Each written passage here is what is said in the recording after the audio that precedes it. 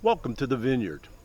Several times each season, we trim, remove, or reposition portions of these grapevines.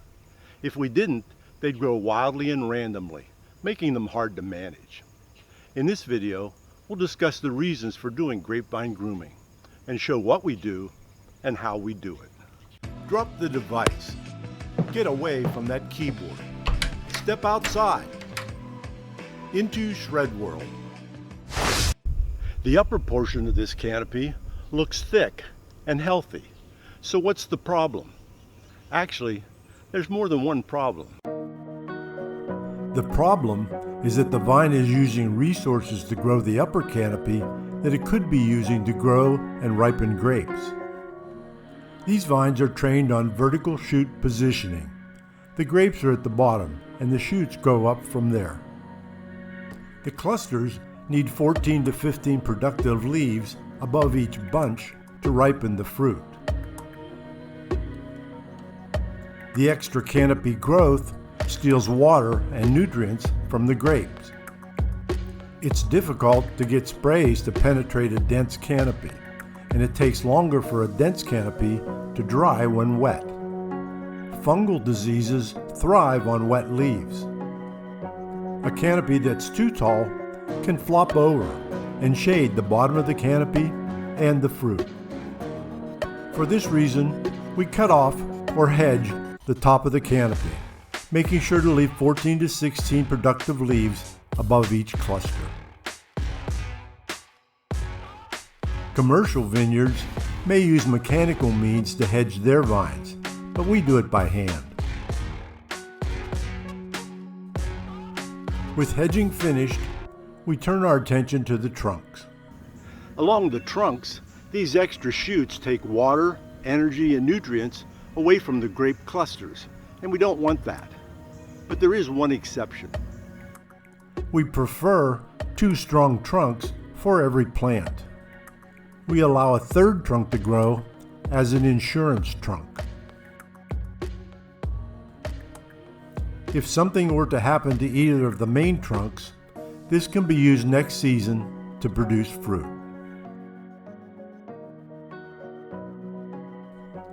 But during the season, the vine continues to try to send out additional shoots from the graft union.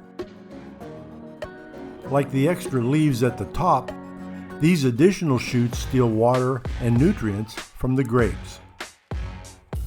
So we remove them as they grow.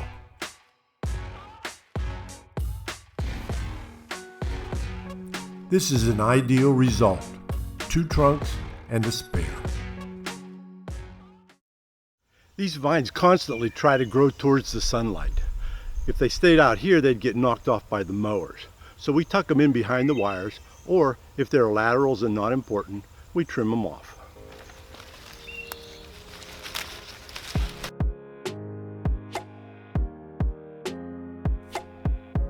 Sometimes they grow so fast they would break if we tried to get them behind every set of catch wires. So we skip one level and just go to the next.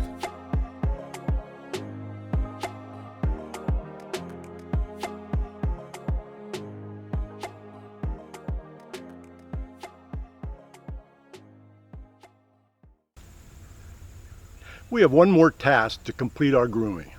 But before we get to that, if you're enjoying this video, please support our channel by clicking the thumbs up and subscribe buttons down below. Clicking thumbs up means you like a particular video, and clicking subscribe means you like the content of a particular channel.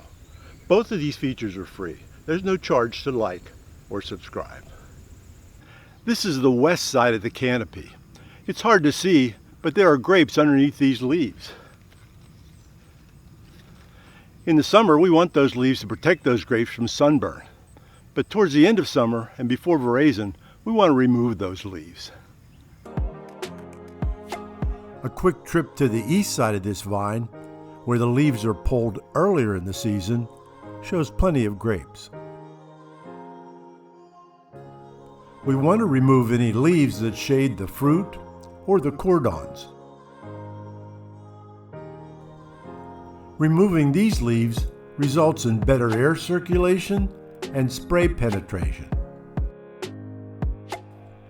The increase in sunlight helps the flavor, color, and ripening of the grapes.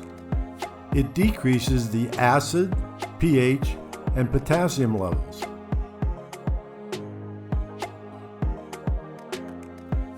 Sunlight on the cordon bark helps stimulate future bud growth.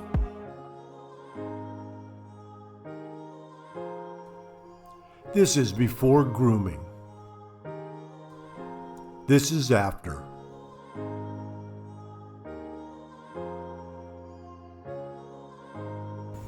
Grooming these vines helps this year's grapes reach their full potential and helps the vines reach their potential in coming years.